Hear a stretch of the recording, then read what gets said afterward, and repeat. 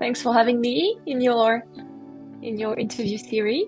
So my name is Marion. I'm the co-founder and CEO of Compostable Alternative, which is a regenerative packaging brand specialized in certified home compostable packaging for cafes. And I'm also the general manager at Responsible Cafe.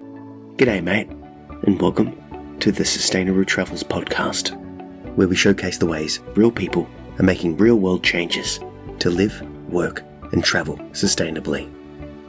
Composting means that a material is going to be transformed into compost through a range of different microbial activity, but also oxygen and moisture. I don't know if you've ever seen a landfill site and how it is, but basically you can just picture a hole in the ground and you just put everything into it. It can be household waste, it can be wood, it can be metal, it can be rusted stuff. So there is basically no microbial activity in those kind of setup. And there is no moisture and there is no oxygen because everything is buried on top of each other. So the conditions are absolutely not there for a product to become compost. So picturing a landfill and thinking and answering that question about how compostable products react in landfill, I would say they react exactly the same as everything else that end up in landfill. It's going to biodegrade over time. In 1,000 years, there will probably be a reduction of whatever has been put in landfill over time. But it's not going to become compost because the conditions are not there for that product to become compost. But as everything on our planet, things degrade over time. We see it every day, like when we see product littered or a very, very old, rusty product littered in the environment that has been there probably for 30 years, you see that it has reduced in size. So it has biodegraded over time. But that's also another misconception about composting. People believe something that biodegrade means it has composted. There is a big misconception with those two words, biodegradation and composting. But everything biodegrades in life. I like to take that example because it speaks a lot for itself, but the humans, we are going to biodegrade and compost over time, but we don't know how long it's going to take. It's the same thing for anything that's around us. Like a chair is going to biodegrade over time. You just don't know how long it's going to take. But the specific word composting means that it's going to biodegrade over a very specific time frame, usually a matter of months. But biodegradation can take 1,000 years. A plastic bottle is going to biodegrade over time. So every time I see product that says biodegradable on it, it's always a bit of a cringe because everything is biodegradable in life. People just trick us, making us believe that that's going to break down quickly. But biodegradation can take 1,000 years. It doesn't mean it's a good thing. So to come back to your question about compostable in landfill, if a compostable product ends up in landfill, it's going to biodegrade after some time, but it's not going to compost. And you're not going to be able to reuse that compost in order to create new value as well, which is, I would say, the main purpose of compostable product. You compost them so you can reuse that compost to grow food. And if you dispose of a compostable product in landfill, if you compare that to a plastic product that goes in landfill, yes, the biodegradation time frame is probably going to be shorter. But I think that's not really the point here. A compostable product or compostable products in general have been created to be composted. If they're not composted, we're kind of missing the point because they're not being transformed into compost. So then you're not able to reuse that compost to grow food, for example, or to garden.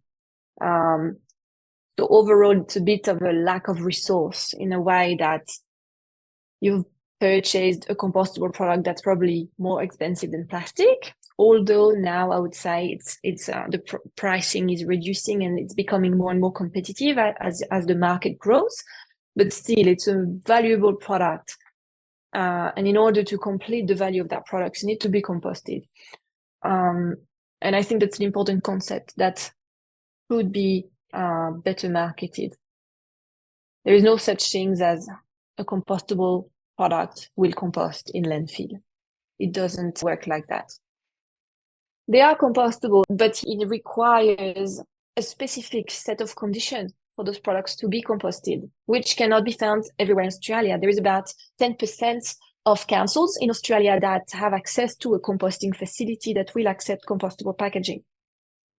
And again, there is much more composting facilities in Australia. The only problem is they only accept either garden waste or garden waste and food waste. There's very, very few of them that accepts garden waste, food waste, and compostable packaging. The reason for that, there's many reasons for that, but one of them is the time frame of the biodegradation process that varies following what you add in the facility. Also the presence of contaminants such as PFAS, and many other reasons. But the point is very few composting facilities accept compostable packaging in Australia. And the fact that we see so many compostable packaging in Australia that requires those facilities in order to become compost means that we've kind of missed the point on that we've launched products that were not suited for our environment in a way that we kind of given a solution that could not be processed through Australia. So people think it's a good solution, but at the end of the day, they don't know those solutions are only good if they are processed in those facilities. And I think this should be the responsibility of the people selling those products to make sure that they have an end of life option and they have a pathway to becoming compost easily accessible for every person wanting to purchase those products. That's kind of what we are doing with our roadshow, because we are making sure that the cafes we're speaking to have access to composting in order that they are in a location with access to commercial composting facilities, just making sure that they know those products can go there or can go there or can go there. And this is how it works, which I believe many brands don't do that side of the education. They basically just sell an eco-friendly product without specifying anything about how to make sure it's safely disposed of and it becomes compost, which is, I guess, a different problem on the market. It's all about the economy of scales, to grow a business and sell as many products as possible and get as many customers as possible. And no matter what happens, like once the product is sold, it's not their problem anymore, which is a bit of a shame. So one thing you need to know is a product that is certified home compostable will have had to be certified commercially compostable before that. So any home compostable product are automatically commercially compostable by default, because the home composting certification is like a level higher than the commercially compostable certification.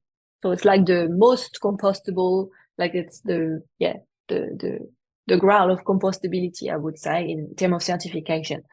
This is strictly the space that we are in. We are only offering certified home compostable packaging. To answer the question, can home compostable product go in the green bin? The answer is, it depends. Does the green bin accept compostable packaging or not? And that's where there is a big problem with products that are only commercially compostable, because there are very few councils that accept compostable packaging in the green bin. So that's a big problem for products that are only commercially compostable, because if they cannot go in the green bin, then they have to go to landfill, which defeats the purpose. But home compostable product on the other side, if they're not accepted in the green bin because the council area is not accepting compostable packaging in the green bin, they can be home composted, which is their main purpose. Their main purpose is that you get home or you go to work if your work is doing composting, and you can safely compost them in your own compost system or worm farm. And within 10 to 24 weeks, the products has completely composted it. and you are in charge of that. So you can actually see the results of your action. For me, I feel it's very empowering for the people that use the product because they get to see how that works. Like they're drinking their coffee, they get home, or they go to their, I don't know, their local community, community garden, which does composting, and they just dispose of their cup in the compost. They come back a few weeks later, and they're seeing that product completely breaking down, and then they can reuse the compost and grow their tomato for the season. How empowering is that to feel that you have actually broken down your own waste and reused it into growing something new? That's very empowering. So that's the kind of feeling we want people to feel whenever they use our product, to feel that they can do it themselves. It's achievable, it's easy, it's accessible, and anyone can do it, no matter where they live in Australia, no matter in what setup they live as well, because there is always a home composting solution that's near them. So there is many different ways that home composting can be done. Obviously, and I'm gonna tell you a bit about our experience with the bus actually, because it's a very good one.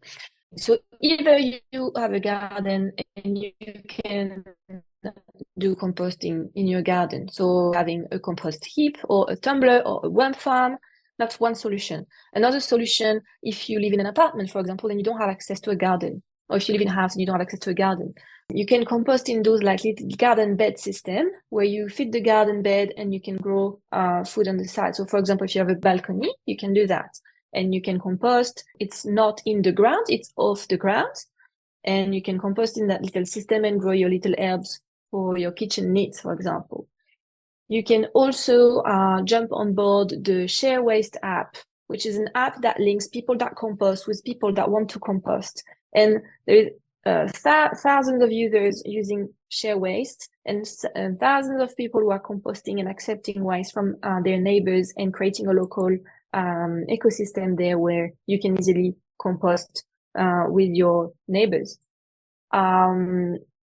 If you live in an apartment and you don't have access to a balcony, which is also possible for some people, then you can also do bokashi composting, which is a bucket that ferments your food waste, and with the addition of some bacteria, you would create what is called a bokashi juice, which is similar to a very highly concentrated fertilizer that you can then reuse up to a ratio to grow food and to grow your plants. Another way you can do it is doing worm farming. Worm farming is very accessible if you have a garden or if you don't have a garden, because it's very contained, which is something I'm looking to do in the bus, by the way. I'll tell you more about this in a second. Or just simply, and this is what we're doing currently in the bus, home compostable can be buried in soil and will compost within the same time frame because the microbial activity, the moisture and the oxygen level are there as well. This is what we're doing with the bus at the moment, for example. We don't have space to have a composting system in the bus. It's very complicated for us to deal with waste. So we came up with that solution, which is whenever we stop and we are in an environment that has soil, which is pretty much everywhere, we can bury all food waste and organic waste. And this way they will compost in soil and become compost. Because that's the thing as well with home compostable products. It doesn't require a lot of processes in a way that you only need to make sure the nitrogen and carbon ratio is similar, but that's it. You don't need to really take care of it every single day, or like it's pretty much a natural process. It's what happens every day in nature. Like when you go on a hike and you see like there is those dead trees falling off, there is like, dead animals, things like that. The composting process is very similar. It gets composted in nature by itself. So it's very easy in a way to make sure that your products are going to compost. And the certification for home compostable products means just that. It's super easy to do the right thing. It doesn't need any specific processes, any specific machines, any specific thing. It's just, you just need to make sure the ratio of nitrogen and carbon is balanced. And this way, you can achieve compost. I want to come up with a solution that's suitable for us, and living in such a small space, there is sometimes where we are not in nature and we cannot do organics burial. So it's sometimes at time it can be difficult to manage organic waste properly.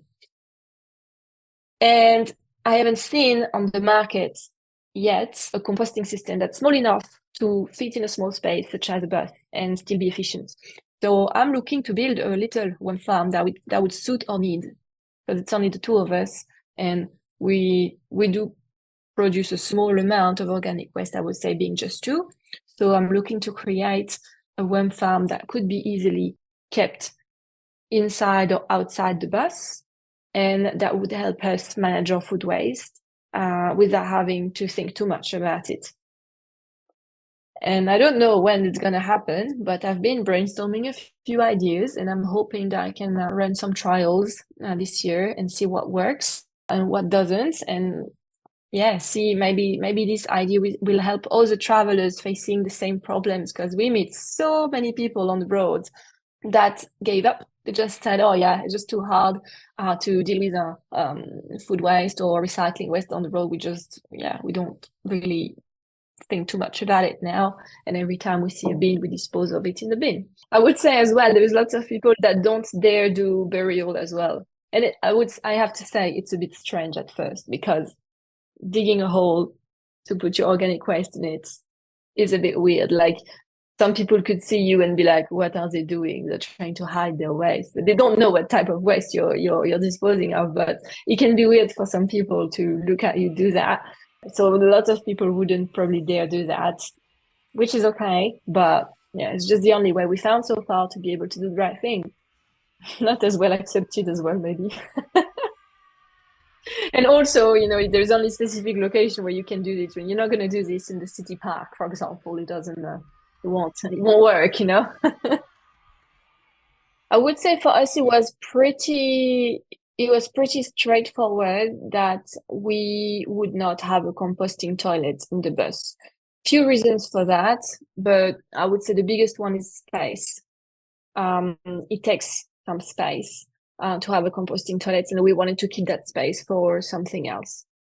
Again, because we are living and working from the bus, so we had to prioritize what was really essential for us to have. The other reason I would say is maintenance, because composting toilets, you need to have appropriate materials for it, like the material that you need to add in, or the chemicals that you need to add in. Again, there is also some chemicals related to that. And emptying the toilet and all of that, dealing with the management of it was going to be too much of a burden for us to do.